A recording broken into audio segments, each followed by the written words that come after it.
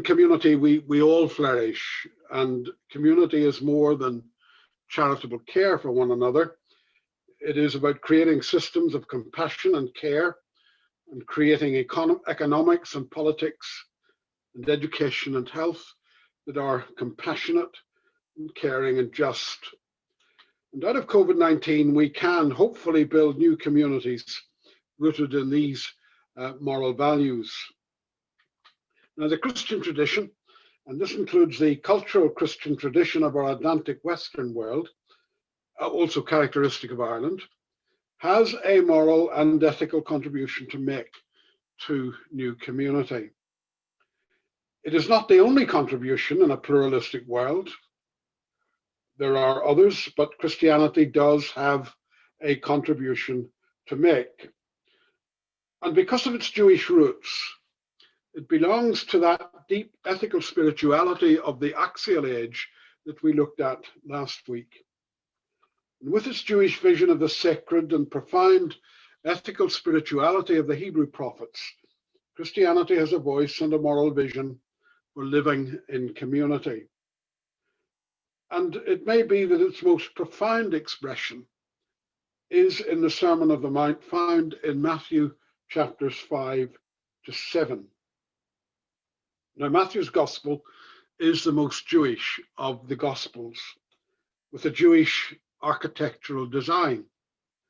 Intentionally, it seems, Matthew, whoever he was, or the community authors were, designed the gospel in 5 books or sections. It seems perhaps reflecting the 5-book construction of the Jewish Torah. Now, the Torah is the heart of the Jewish tradition. It's not a book of law, as Christians for a long time misunderstood it, but a book of instruction or teaching, a way of life, and a program for community action.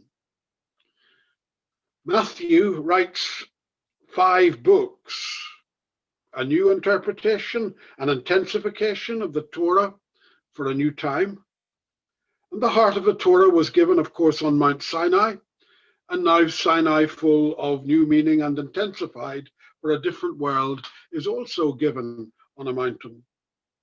And for Matthew, this is Torah for our time, his time, a way of life and program for action that is being made contemporary. But for a good deal of Christian history, the Sermon on the Mount was, well, it has gone missing, or it has been skewed. There is, however, another narrative of the Sermon on the Mount in Christian history. Johnston, the ethicist, has said that in the New Testament and the first 2 centuries of the Church, the Sermon on the Mount was the most quoted and most cited of Jesus' teachings. It is the largest block of Jesus' teachings in the New Testament. Well, clearly, teachings and life wisdom so central to the Christian Testament and of course significance for the Christian Church of the first 200 years of its existence are seemingly of profound importance. In the crisis of National Socialism and the Nazi rise to power in 1930s Germany, the Sermon on the Mount was of crucial importance to Dietrich Bonhoeffer. It was at the heart of the key role he played in the confessing church and opposition to Nazism. It led Bonhoeffer to say that the church that bypasses the Sermon on the Mount is a church of cheap grace. I suppose in his day the church was bypassing it. Stassen, in his book, shows how central the Sermon on the Mount was in historical times of difficulty and testing. When life was difficult and suffering intense, key players in the 20th century immersed themselves in the Sermon on the Mount and allowed its teachings to shape their responses. One perhaps extraordinary one was Gandhi, a Hindu, but also someone who had rooted himself very much and was influenced very deeply by the Sermon on the Mount. And that shaped, along with his Hindu teachings, it shaped Gandhi's approach to nonviolence, and an approach that led eventually to achieving independence for India, his country. But Bonhoeffer was also one such person. Martin Luther King, in his struggle for civil rights in America, was another, as was Clarence Jordan from South Georgia in his struggle against racism. André Trocmé led his villagers in France to hide some 3,500 Jews and rescue them from Nazi concentration camps. He wrote a book on Jesus and the Nonviolent Revolution, saying long before Christian Testament scholarship said it, that Jesus' God was the God of the Jewish prophets, and that Jesus proclaimed a unique revolution with the Jewish Jubilee justice as a witness to and practice of economic justice. And at the heart of Trocmé's practical theology was the Sermon on the Mount. Two other people also, Dorothy Day, Muriel Lester, two remarkable and revolutionary women of the 20th century. Day founded the Catholic worker movement, Works of Mercy for the Poor. She refused violence, supported peace, making and advocating human rights. Day was New York based.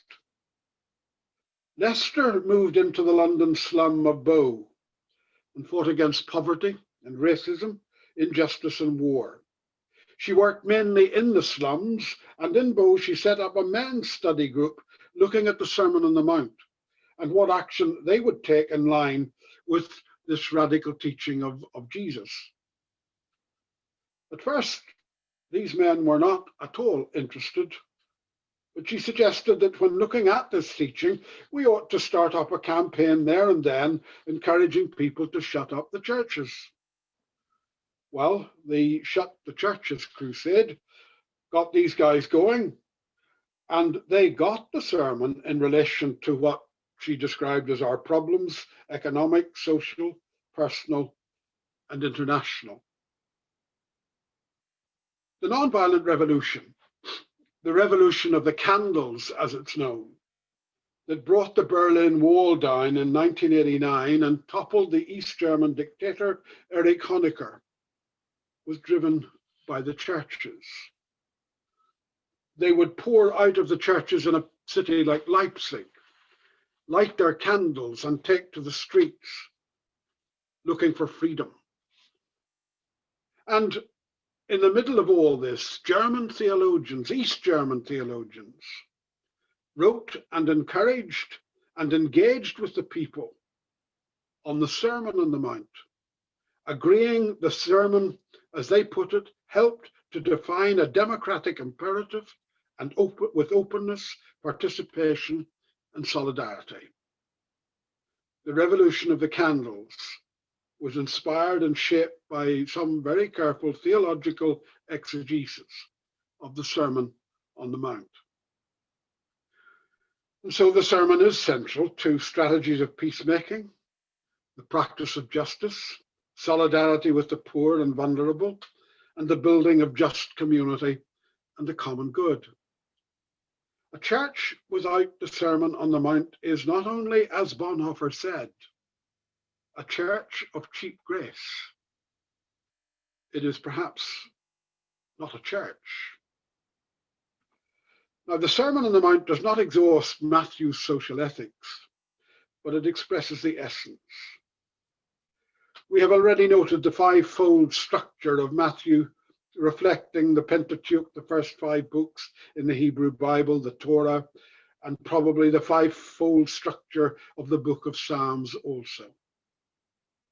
Matthew's gospel is grounded in ancient Israel's narrative and parallels the foundational story of Moses and the liberation of slaves from Egyptian imperialism and oppressive economics.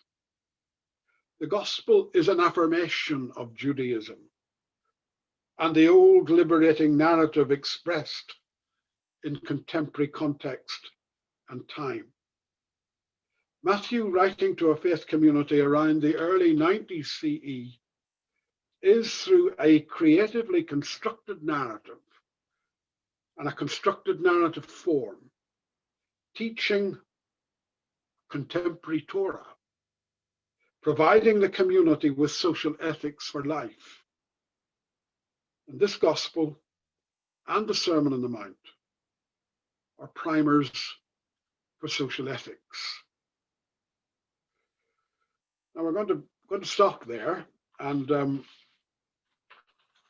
go into our groups, I think, for 15 minutes and look at a question that Loretta will put up on the screen for us that picks up the comment of Bonhoeffer that a church without the Sermon on the Mount is a church of cheap grace. So what would it mean to make the Sermon on the Mount core to the contemporary church's identity and action? Toss that one around for about 15 minutes and then we'll come back and have a conversation. You maybe didn't hear my first comment, which was that we're back again, and let's pick up the conversation as to where we were in our groups and the conversation that we had around Bonhoeffer's statement that a church without the Sermon on the Mount is a church of cheap grace. Well, what would that mean to make the Sermon on the Mount core to the contemporary church's identity and action? Where did discussion go for some of you?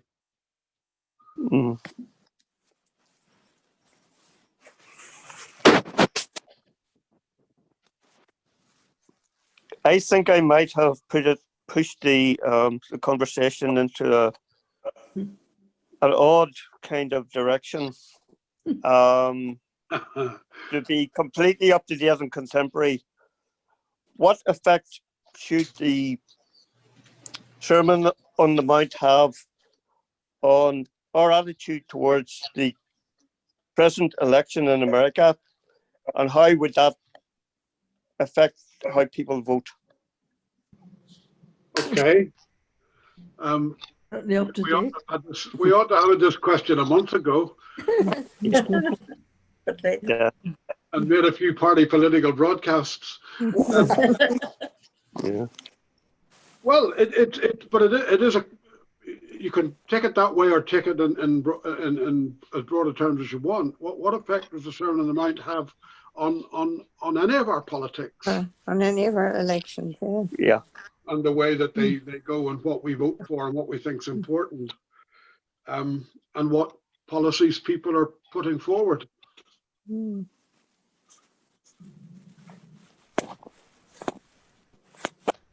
Anybody want to give Paul an answer on that one?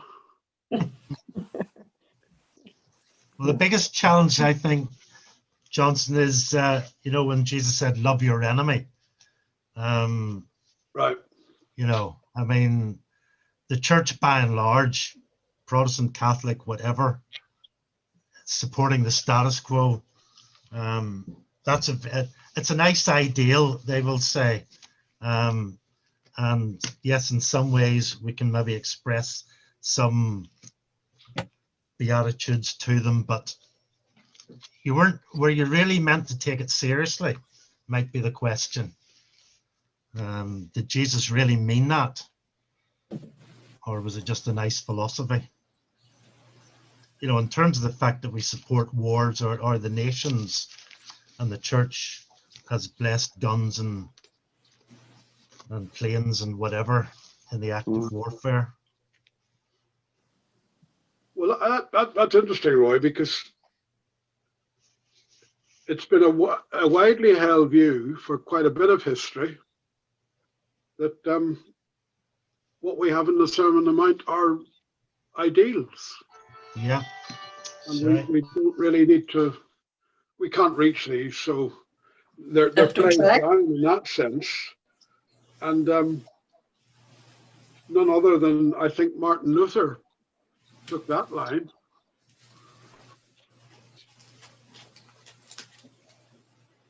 Johnston, could I just come in here briefly?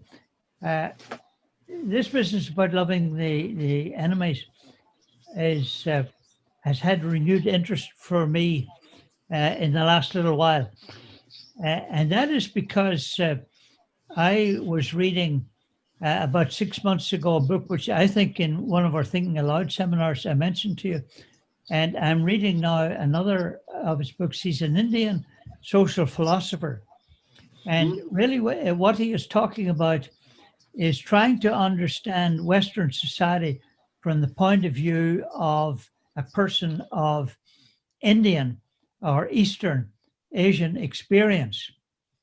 And you begin to understand as you read him that a lot of the stuff that troubles us in the West can be understood freshly if we look at it from an Eastern point of view. Now, of course, we've had a lot of that, a lot of opportunity to understand that with the development of colonial studies, for example, over the last couple of generations. But I would have to say that one of the things that point of view has helped me to do is to understand Trump. Now, I can get as mad and as furious and as uncouth in my language with Trump as anyone. But what this point of view that goes back for a couple of 100 years, namely the point of view of the Easterners as they look at Western colonialism, is to understand that there is an anxiety and a hostility and a nastiness in the psychology of Westerners that has arisen out of the greed and the way that we have behaved. Yeah. So I think that at least one of the things that the Sermon on the Mount and the challenge of that does for me, forgiveness for one's enemies, I would say the first step, at least for me anyway, is understand your enemies and just don't treat them as stupid and ugly and vicious, but understand where they're coming from. For example, quickly, what are the feelings of the unemployed workers of the Rust Belt in America? And how do they hear that? Now, the challenge to me is if I have to forgive Trump, that whole Trumpism, what it means for me is try to understand something profounder that is driving that. Okay. Yeah. Okay. Richard, sort of, is Trump and the way he behaves not feeding? You know, he's presenting a philosophy to a lot of people in the States who feel disenfranchised. Do you not think he's exploiting them in a way? Yes, I do. And I don't forgive that. No. When I say forgive Trump, I actually don't mean forgive Trump. Forgive the people who understand Yeah. what the heck is going on. Yeah, that's Yeah. I just wanted to clarify that. Yeah. I think there's a question around the relationship between church and state that the whole experience in America is raising at the minute. I mean, as far as I'm aware, and I don't know American politics too well, but it's supposed to be a secular state, you know, and yet you have had a number of Republican presidents who have engaged an evangelical community with a certain vision of God and a certain prophetic message that connects with how I understand the Sermon on the Mount. Yeah. You know, and I think it's abusive of God. It's abusive of Christianity. And I think that the the people in the churches who are wanting to side with power and see this as something that will be advantageous to themselves in terms of getting policies pushed through that are very narrow and exclusive. I think we have to ask questions of the church, you know. So the lesson for me is the aligning of church and state and how that actually can impact the morality of church. Yeah. You don't have to look very far to see that. No, absolutely. I think if we, in that quote, I think it says, is a church of cheap grace, because if you look at the Sermon on the Mount, I think, and I'm no expert on it, and I need to reread it, but there seems to be two main ingredients in it. There's call to action, which we've talked about, like giving to the needy, prayer, fasting. And then there's a way of living, a way of interacting with your fellow man, a way of interacting with creation. And that is through an eye for an eye, love your enemies, do not worry. So to me, the Sermon on the Mount is a lot. I think it's wrong to try and confuse teachings with politics. I think you could be a Trump supporter, but still live according to the Sermon on the Mount, because you can oppose the leader of the party that you belong to. I think it's too simplistic to do that. I think what this is a way to live your life and to challenge both internally and externally, to hold your church to account, to hold your people to account, to hold yourself to account. Look yourself in the mirror as much as looking at other people. And I think that's why it's such a powerful few chapters of the Bible, because it is about the grace. It's about how you live your life. And it's partly about the doing, giving to the needy, but it's almost the mindset, the spirit in which you do it seems to be as important as what you actually do. And that should then challenge you in your reaction, as Richard said, in your reaction to people who you mightn't agree with, but rather than condemn them, you sit down, you try and you understand. And even if you don't agree with them, you still shake hands, you still have a cup of coffee, you still accept them as your fellow being. So I think it's more than just actions. It's this almost way of living that comes through to me in those two chapters. It has to include your politics as well, Stephen. You can't leave politics out of it. No, I'm not for one moment suggesting you leave politics out of it. What I am suggesting, though, is if you read the Sermon on the Mount, there's a challenge for us with ourselves, a challenge for us with our own churches in terms of what we do, and there's a challenge for us with our political view and our politicians. But unless you create a faith-based party, you've got to accept that your political allegiances are going to be in, what's the word I'm looking for, a non-faith grouping, all right? You're going to be a Republican or a Democrat.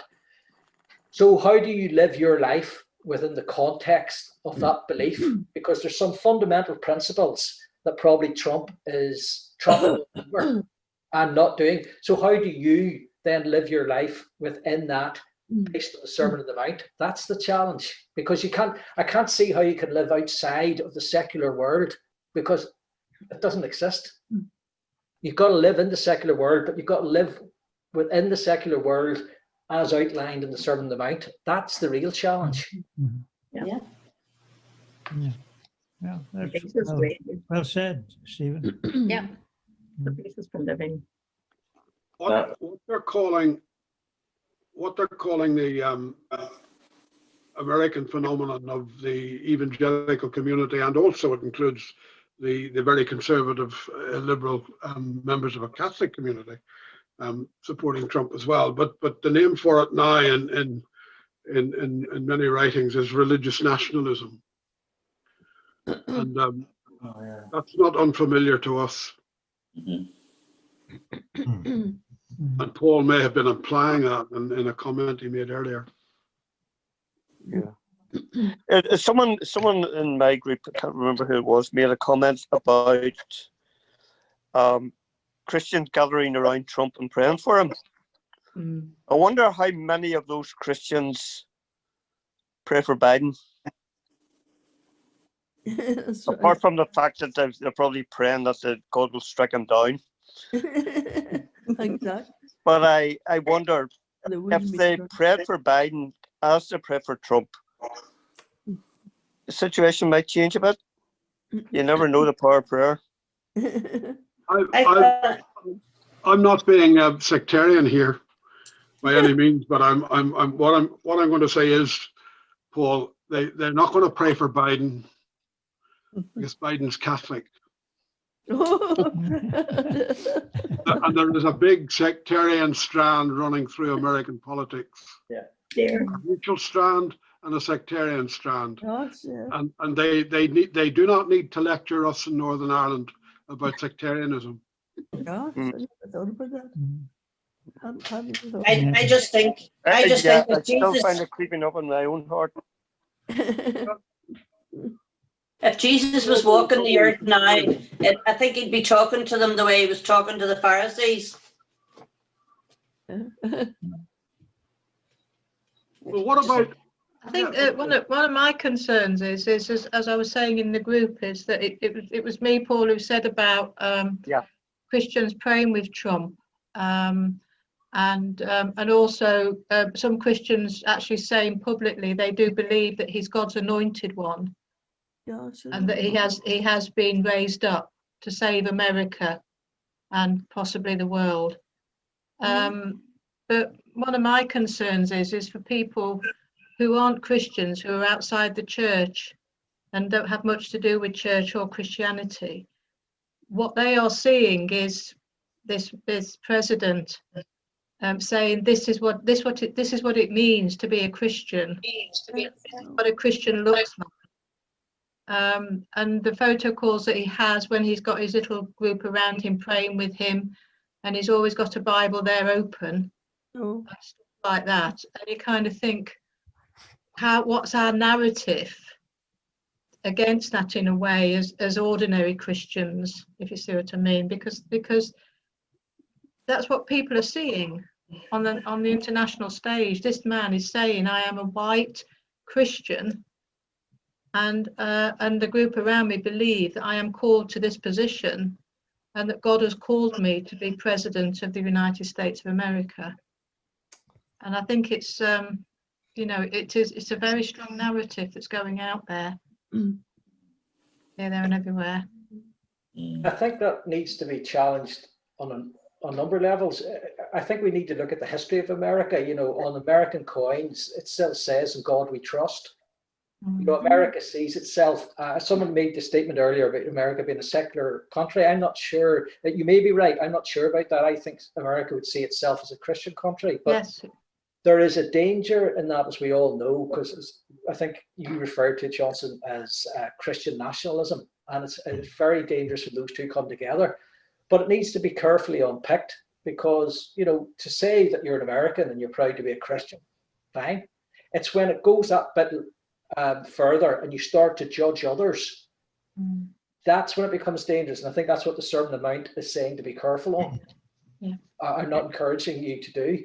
I think the other thing, as ordinary Christians, the one that really annoyed me was after the riots and the burning of somewhere, I think was it somewhere in Washington, Trump appears in front of a church for the Bible. Yes, exactly. Now that was exploitation of our Bible and our faith for political ends to win votes. Unless somebody can persuade me otherwise, I can't see it as otherwise. And really, that's the sort of thing we should be outspoken against, because our God is the God of the people who riot and loot, as well as the God of the people who are presidents or senators. And but I think America is particularly complex because of its history and where it's coming from, the different strands of Christianity. And I think in all of these talks that you do with us, Johnston, I think the biggest problem for us all, the common thread, is the fact that when we talk about Christianity, we're not talking about one faith. We're talking about so many different streams of Christianity, and they don't all reflect the same message. Yeah. Kathy made a point in our group, talked about competing models of the church, and I'm just reflecting on Jesus' Sermon on the Mount, would that have been taken as a challenge to the religious establishment of his day? Challenging the status quo, church and state being in bed with the Roman authorities. Was Jesus challenging them as much as we need to challenge what is the model of the church today? Another way of looking at that may be just to see Matthew, whoever Matthew was, we're using shorthand, but the gospel is written for a faith community. Yeah. And it's written for a faith community struggling to live around 80, 90 CE, post-Jewish Roman War. Okay, yeah. And still at the heart of an all-pervasive Roman imperial power. And how does this Matthean community live ethically and live faithfully in that kind of world? And I think if we can look at the Gospels in that way, it's Matthew or it's Luke or whoever trying to make what Jesus taught, rooted as it is in the narrative of ancient Israel and all the big themes that come out of that narrative. How do you make that contemporary? And that's what I think the Gospels are trying to do. How do you make this Sermon on the Mount, this intensified Torah, not a new Torah in the sense that it superseded the old one. That takes us back into another huge big problem in Christian history. But how do we contemporize this teaching? And that is what the gospel writers is trying to do for their communities, who in different contexts, but broadly similar contexts also, are struggling to know how to live, how to be faithful, how to live ethically. Yeah. Now, that sounds familiar. Yeah, yeah. Because that's a struggle for all of us in the context in which we find ourselves, whether it be America or France or Germany or India or wherever. Yeah. Johnston, I think there's also the recognition that within those Matthean communities or Pauline communities, whatever one you want to look at, there's a very different understanding of community. You know, I think that, I mean, we've come through the Enlightenment period. We've a particular individualistic approach, and I think that part of the challenge for us isn't just contemporizing it; it's also trying to understand the model and the way that they understood community and how they would have heard some of this stuff, which I think we've lost. And we're back to the social gospel idea. You know, I struggle a lot with the individualistic language, and I know that that's the culture that I'm coming out of. But at the same time, my gut feeling is that we're missing the essence of what this is about. The individualistic thinking that has been so much part of our Enlightenment is totally foreign to the biblical culture and world. The words "you" in the Sermon on the Mount are all plural. There's no individualism here. Johnston, I was interested that the examples you gave us of the people that were influenced, they were individuals like Martin Luther King and Gandhi and Dorothy Day, but they weren't the community that were influenced in that way by the Sermon on the Mount. And they're also in the past. They're not sort of,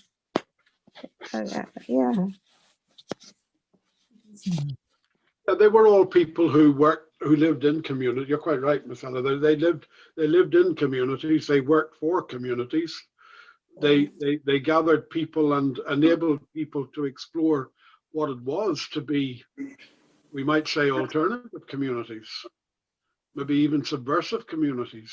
But it was still a community approach. right. Could we, Hey, sorry, John, sorry, can I speak for the silent minority here? go ahead, Clive, go ahead. Well, we haven't really heard from anyone really in the group that I was in. So we didn't discuss the American elections or Donald Trump or any of those things. Okay, we just sort of stuck to the question, as it were. Well, we actually sort of said that without the Sermon of the Mount, there would be a lack of opening oneself fully to God's grace, and we would not be allowing ourselves, God's full bounty of grace within our church community. And we thought that without the Sermon of the Mount, the churches would be shortchanging its people, not giving them, sort of, the full bang for the buck, as it were. Now, we thought the Sermon of the Mount is actually the key of how we should function in community. And obviously, if we want to build a just community, and as Emma said, without the Sermon of the Mount, the church would be a self-centered institution, and it would be a bit of a sham. And we looked then at how the main churches, as opposed to the offshoots were, as it were, performed, and we thought that we see leaders of the churches like glorifying their own positions, and perhaps they feel that the lesser people are where they belong, due to perhaps the Sermon of the Mount, the blessed are the meek and the poor in spirit, but the leaders glorify their own position in contrast to the people who are actually trying to live out the values of the Sermon of the Mount. And then the question that we had was, I think it was Lauren that said, do we need a modern translation of what is written in St. Matthew's Gospel so it becomes more up to date? That was the question that we posed. Okay. Yeah, okay. That last question is a very interesting question, and we've always been, at least from the end of the 19th century, we've had the whole plethora of translations, one following after the other. Not least because I think the discoveries of increasingly earlier and earlier manuscripts that were dug up and made in the 19th century has enabled us to get maybe a little bit more closely to what may have been, though we don't have any original manuscript and probably never will have. But there is something to be said for making faith contemporary. And part of that, and I think, again, Kathy reminded us, when we translate or transpose from a Matthew's Gospel to our 21st century, we've got to understand their thought forms and where they were coming from, which are not necessarily the same way of seeing the world or the worldview that we might have, because we're Westerners with a very enlightened, individualistic, rationalistic approach to things. Thanks, Johnston. Okay, can we take? We've more to look at. Let's take 10 minutes break and come back just maybe before 10 past 8, and we'll carry on with something else from the Sermon on the Mount. Thank you for that discussion. That was good. I'm going to put in the. I'm going to write it out. It's From the Ruins of Empire. Yeah, that's good. From the Ruins of Empire, and it's Pankaj, Pankaj, and his surname Mishra, Mishra. And what's it called again, Richard? From the Ruins of Empire. From the Ruins of Empire. This is my second one, and I remember talking to Johnston actually about 6 months ago, or maybe 8 months ago, about the first one that I read. Uh-huh. I happened to pick it up on a trip to to Dublin. You know, the way you go to a bookstore, you Yes. look around. This guy seemed interesting, so I picked it up. And then a couple of months later, I read it, and I began to find I'm getting two things: a marvelous perspective on my own society and history, and the other is I'm getting a marvelous education. What's his background, Richard? Well, he would be a social philosopher, an historian. He's certainly an intellectual, like Johnston, a public intellect, and I don't know any more about him, to tell you the truth. He's also, Richard, Pankaj Mishra, Mishra. He's worth looking up. Thank yeah, you. it is. There's a fellow Indian has written on empire also, and I can't remember his name at the moment, but he's not a philosopher, but he was a high-ranking person in the United Nations and also an Indian politician. Tashure, I think maybe his name is, but I would need to check that. But he brutally exposes the role of empire in India over 400 years, and that also sheds a fairly brutal light on our own history, part of our own identity. Are we all back? Yeah. Johnston, I was thinking there again of Kathy's comment about competing models of church, and just thinking of all the varieties of expression in church. The Anabaptist stream has been the only one that has kind of espoused non-violence, you know, and got persecuted in Europe for contesting the whole radical thing of separation from state.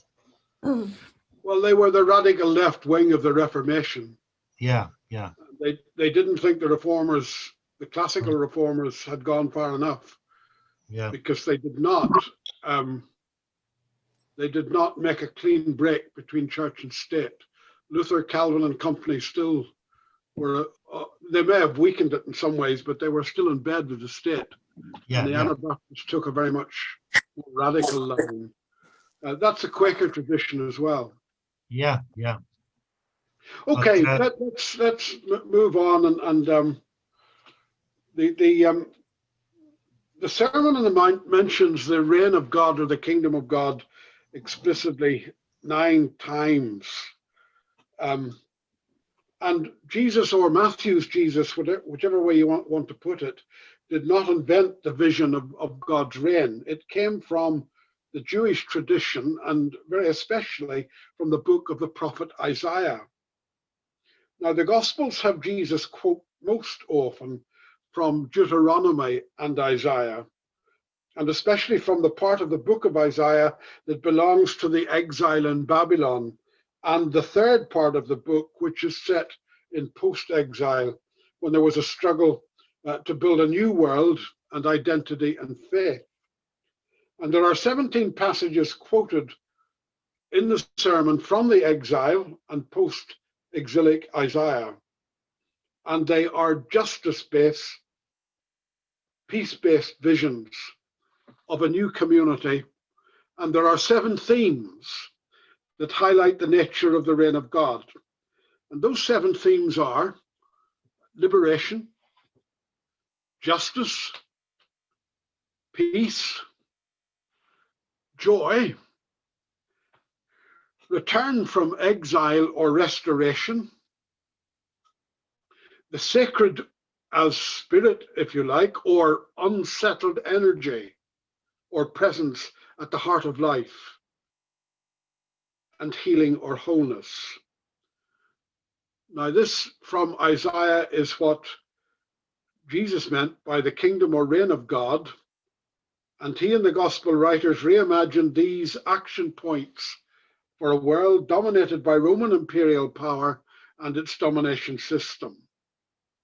The kingdom or reign of God discloses the ethics of the sacred as the way of life and the praxis of those who respond to the invitation of Jesus to participate in God's social and ethical life in the world. So the ethics of the sacred are kingdom or reign of God ethics. Now, in that context, we look at two particular texts in the Sermon on the Mount. Only two, there's a lot more. But look first at the public ethics of prayer. Now, much popular prayer, I think, is introverted, me-centered, and usually highly escapist. And such prayer, much of it was being called for and offered during the COVID-19 crisis. And perhaps we do need to acknowledge with Paul in Romans that we do not know how to pray as we ought, which may be a way of saying, as Paul may be saying in the context of Romans 8, in the midst of dominating imperial power, that we don't really know how to engage with the real world. The highly personalized prayer does not know maybe how to pray with a world of power and pain and suffering. And our very individualized and individualistic spirituality has difficulty very often engaging with the world as it is. And so Matthew has Jesus give his friends a model or a pattern of prayer. We know it as the Lord's Prayer or the Our Father.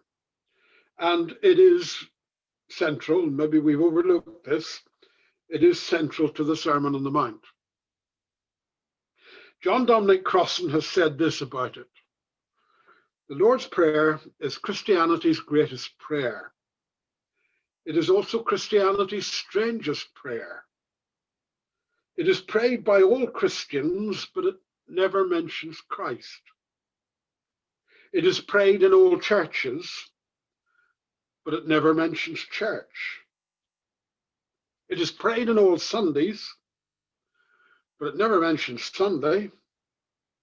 It is called the Lord's Prayer, but it never mentions Lord. And Crossan goes on to list several things which many Christians consider important or essential to their faith, but have no mention whatsoever in the Lord's Prayer. As was pointed out to me by a very reflective and thinking woman in Monaghan some years ago, she said, the prayer makes no mention of Christ or the Trinity. Well, unlike the preamble to the Irish Constitution, the Lord's Prayer has no Christological or Trinitarian emphases. Its roots are Jewish, especially in the Jewish Jubilee tradition. The radical economic reordering of social life, restoring the poor to a place of dignity in community. This prayer really does engage with the power and the pain and the suffering of the world. It begins by addressing God as our Father, a recognized way of addressing God in the Hebrew Bible. Now, the scholarship that saw this as Abba or Daddy may have been trying to stress the nearness of God, but there was no basis for this overfamiliar and somewhat sentimental approach to the sacred. Father was how the Roman emperor saw himself, and how people were expected to see him and give ultimate loyalty to him. The prayer is subversive. The Father in heaven, whose name is to be reverenced, respected, is wholly other, not familiar. Above all, even with the patriarchal tones of Father, and those patriarchal tones are there, the prayer is subversive of the emperor's claim to ultimate loyalty. Ultimate loyalty belongs not to the emperor, to the empire, or to the state, or the nation. Prayer is expressing allegiance to another kingdom, relativizing all other loyalties and commitments. And this kingdom or reign is to come on earth. It is not a prayer for something in the other world or some kind of heaven hereafter. It is looking for an alternative kingdom, an alternative way of organizing and governing life in the world. To pray for the kingdom to come on earth is to raise questions about how politics, power, economics, and environment are arranged, and what ethics and values are shaping or not shaping these realities of the world. The prayer asks for bread enough for the day and liberation from crippling debt. The lack of bread and destructive burden of debt and poverty were everyday realities for 95% of the population in Galilee, where Jesus spent most of his life, challenging what the system was doing to his family and other families and to the community. Perhaps because we are comfortable first world people, we have easily spiritualized the prayer and escaped from the reality of very many in our world, which is hunger and poverty. And this is where the prayer is rooted in the Jewish Jubilee tradition, the Sabbath principle, which has nothing to do with boring Sundays. Every 7 and every 50 years, there was to be release from debt and land returned to the rightful owners and victims of a predatory economy. The key text in the Hebrew Bible on Jubilee is Leviticus 25, the priestly source in the Torah. And the word translated forgive in the prayer is the word from Leviticus 25, which is to release or liberation from debt. Now, we can read the prayer as forgiveness of sins, but not as an alternative to debt. And maybe we need to reflect more deeply about the connection between community and world debt and our sins, especially greed and the monopolizing of resources. Some time ago, fairly recently, Pope Francis got himself into trouble for suggesting that lead us not into temptation was really a very bad translation and really ought to be do not bring us or allow us to be brought to the time of trial. Well, maybe the Pope had a better grasp of the original word pirasmon. It is a word used in relation to Peter and his impulsive action in Gethsemane when he drew a sword and took off a member of the establishment's ear. The time of trial, which as participants in God's reign we do not want to be drawn into, is the use of violence to bring about social, political, and economic change. And perhaps that really is a temptation we struggle to avoid, that violence changes things and military might is the answer and the way to peace. We succumb to the great lie too often. The public ethics of prayer are challenging. That brings us to the essence of ethical living in the Sermon on the Mount. It has a radical social ethic, and the essence of that is found in the Beatitudes, Matthew 5, verses 1 to 12. They are at the beginning of the sermon, and they reflect the moral constitution of the community formed at Mount Sinai by Moses, according to that narrative. These are the ethical lifestyle of those who participate in the reign of God, their program for living. Matthew begins with the poor in spirit, while Luke begins simply with the poor. Was Matthew spiritualizing the first beatitude? Well, Luke has a major concern with the kingdom or reign of God on earth, and the central focus of Luke is on justice, and that runs through his gospel. But the context of Matthew's gospel and his major concern with the reign of God on earth and his central focus on justice does not allow an overly spiritualized interpretation. Neither is the blessed, God's blessing on poverty. Warren Carter says this: they, the poor, are the literal physical poor, the destitute, those who live in social and economic hardship, lacking adequate resources, exploited and oppressed by the powerful, and despised by the elite. The practice of kingdom ethics stands with those who know the corrosive effect of hopeless poverty. Those who mourn are not really the bereaved, though pastorally the caring community stands with the bereaved also, and has in many cases done so again during this time of COVID pandemic in extremely difficult circumstances. But in the Beatitude, the mourners are those who feel the pain and suffering of the world, and whose sorrow at the state of things compels them to compassionate and just action. The third Beatitude is hopelessly translated in English as the meek. Now, why English translations persist with this translation is beyond comprehension.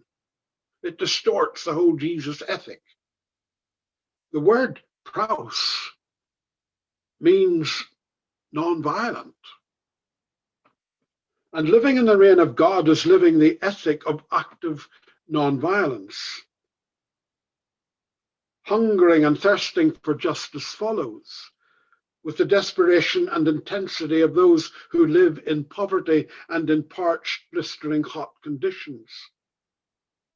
There's nothing passive about wanting and working for justice in the life of the world. And the merciful and pure in heart belong with justice. Justice is to be merciful, and mercy is to be just. The pure in heart are not those whose lives are morally pure and perfect. They are those who are single-minded and intensely focused on the pursuit of justice. And the prophetic tradition and the Torah do not separate justice and peace. They are an inseparable pair in the biblical ethical tradition. There is no peace without justice, social justice. And the participants in the reign of God are peacemakers. May was a founder member of Women Together, an early women's peace movement in the Northern Ireland violent conflict. Just a few years ago, she died in her 101st year. Visited often by her Church of Ireland rector, she frequently told him and reminded him that the Beatitude was not about the peace lovers, or those who thought peace was a good idea, or even the blessedness of those who spent a lot of time praying for peace, but the peacemakers, those who actively made peace by crossing the divides and the barriers and the deep chasms and divisions. Participants in the reign of God's social ethics were promised opposition, even persecution.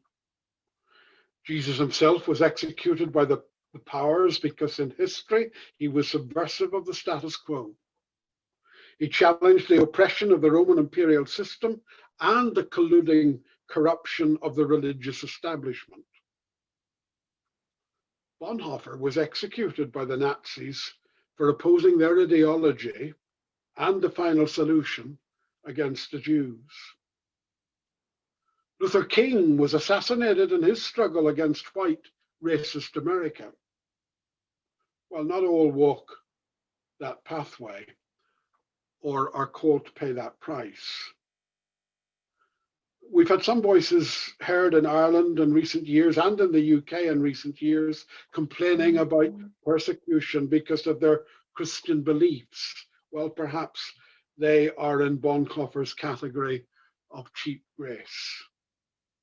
The authentic way of the cross is the way of pursuing social justice for all and working for peace across deep divisions, including enemies. And Matthew's community was left with no illusions that the essence of ethical living could be costly, but is the only way of living that can build a just and peaceful community and world.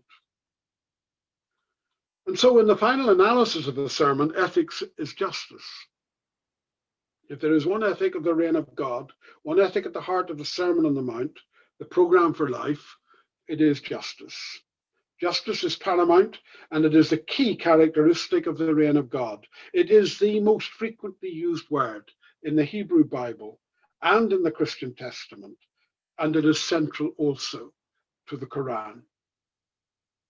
A close look at the 17 Isaiah texts referred to in the Sermon on the Mount, and therefore central to Jesus' Jewish vision of God's reign in the world, show that justice has 4 dimensions.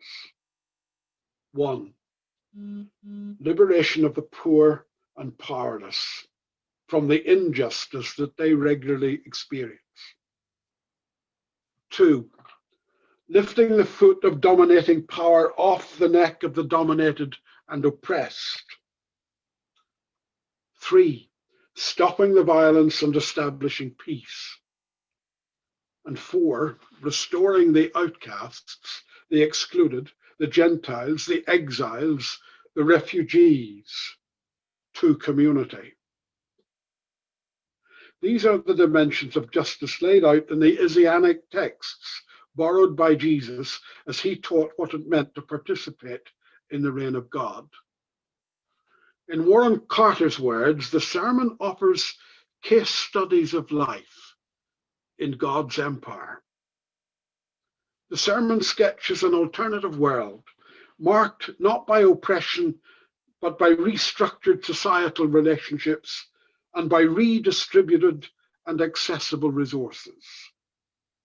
It re-socializes disciples into a world of justice.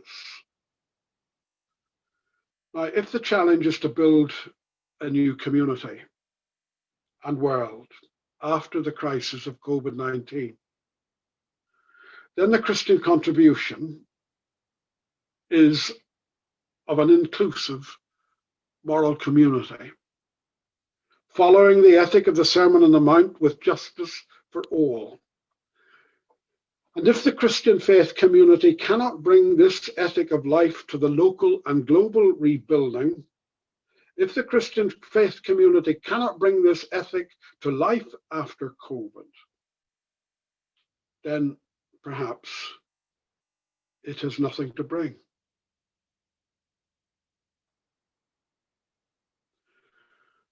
Okay, we've 2 questions in groups. Do we take seriously the public ethics of prayer? What does the Lord's Prayer suggest to us about such public ethics? And what does it mean to say that the Beatitudes are the moral constitution of the faith community? Have a go at those, and we'll come back in maybe 15 minutes, Loretta. We come back in 15 minutes and open out into a final conversation. Okay, all back again. So what about the public ethics of prayer?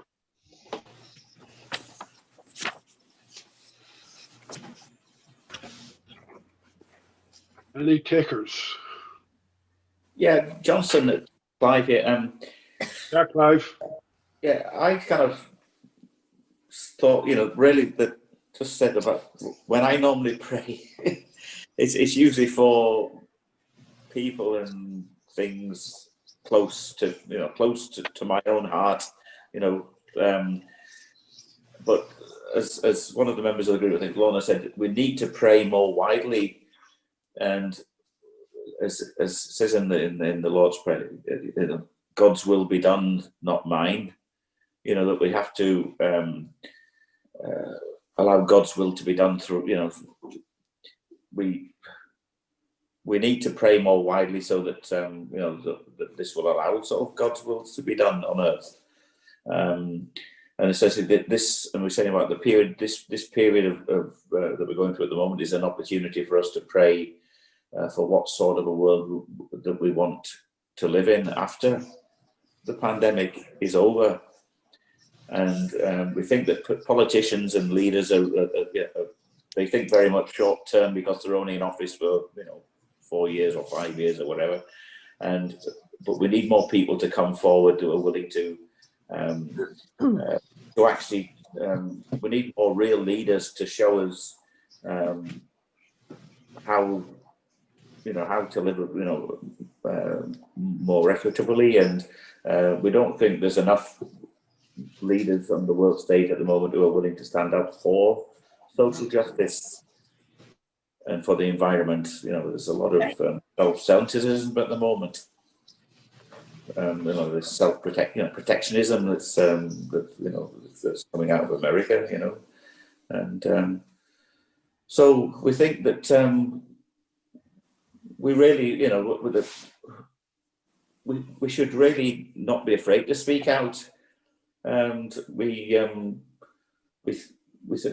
should actually sort of really speak up for people who don't fit into, who don't conform to what we consider to be the norm.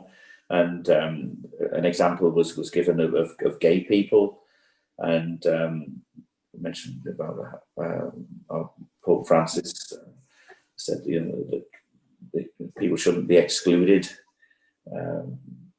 So we thought that if the Sermon on the Mount was given today, it was I think as Rebecca said, that people would be absolutely horrified. Because people think, well, if you've got money, possessions, you're gonna be okay, you're gonna be fine.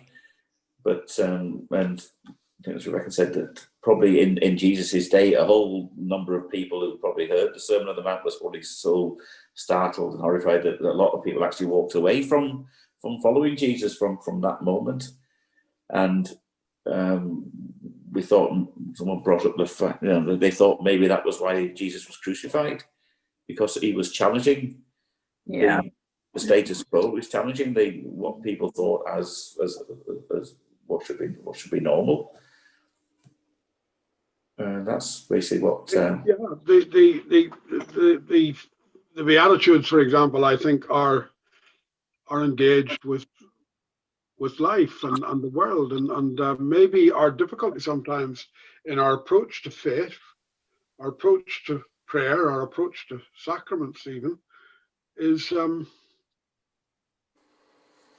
again not engaged really with the social and public life. We seem to put things into we become as privatized as the secularists suggest religions ought to be. We maybe fall for it. Yeah, thanks. And Johnston, a lot of the just thinking a lot of traditional church public prayer is probably for those in authority, for the status,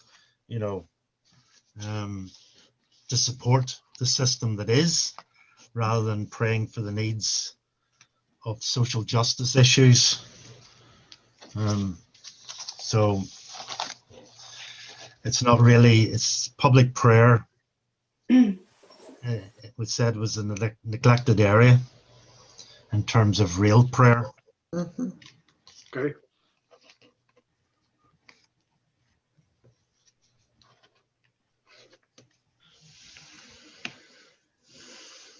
Any others reflecting on public ethics of prayer or in your discussion group?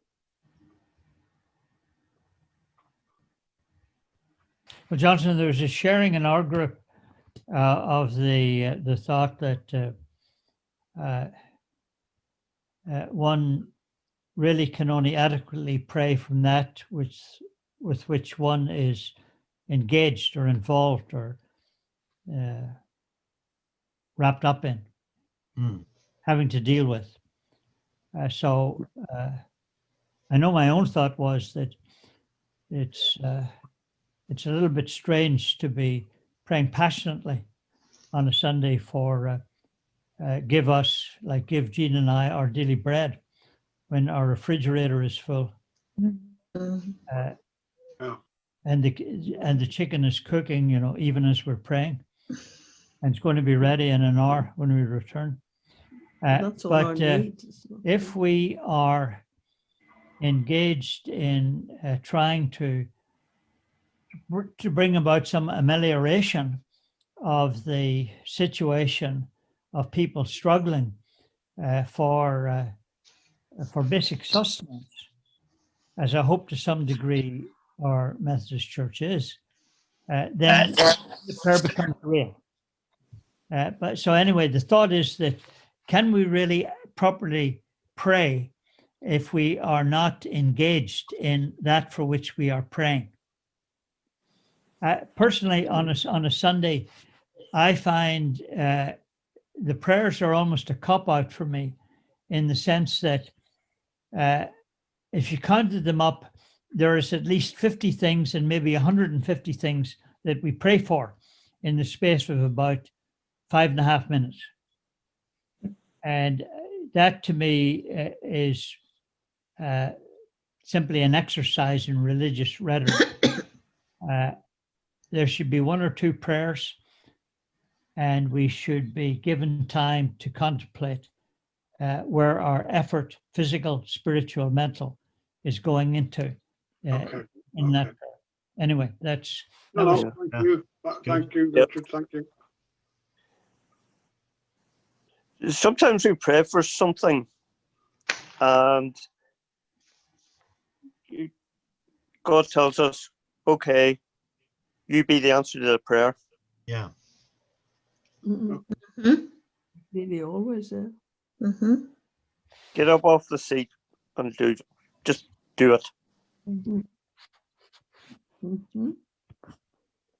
Otherwise, what you're saying, Paul, is something similar to Richard.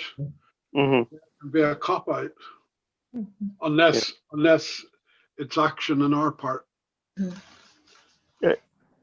If there is something we can do, we should do it. Okay. Yeah.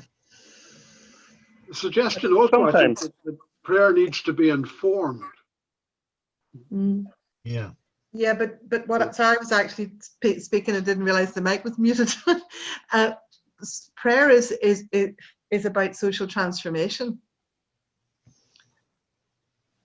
So, and that ties in with what I think you were about to say, Johnston. That if you're not changed by prayer, then what's the point of it? Okay, so that would raise the question then about what your prayers are for. Do you see what I'm trying to say? So if you have a wider understanding of social justice, then your prayers will be about transforming who you are so that you can meet the needs in the wider community, in the wider world. Otherwise, what's the point of it? Right, okay, yep, thank you, yep. Johnston, can you hear me? Yes. Yes. I was wondering, what does the sentence mean or phrase mean? Blessed is the meek, for they will inherit the earth. Yeah, well, I was trying to say earlier, Emma, that the English word meek is a very weak word, and it's a kind of, it's been described sometimes as a kind of doormat person, you know, and the Greek that is used in the Christian Testament is using a word that's much stronger. And I was expressing some frustration at the way our English translations, even our best English translations, are translating that word as meek, the word praus, when in fact it's about active non-violence. Yeah. And that's quite a radical thought. It's the upside down world again, a world in which might is usually right, and those who inherit the earth are those with the biggest armies and the biggest military budgets. And here's an upside down kind of kingdom, which is suggesting, well, the act of non-violence is the way we're ultimately going to arrive at some kind of peace and shalom, not the military might or the myth of redemptive violence.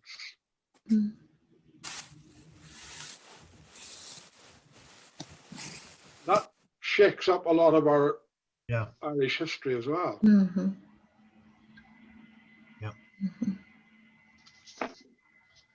We've gone 9 o'clock, folks, I'm afraid.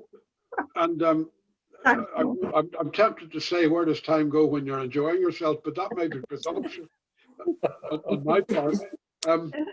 You may be interested to know that this course and the 8 sessions we will pursue, and plus 4 more sessions we're not looking at, 12 in all, are 12 chapters in a book that has just come off the press.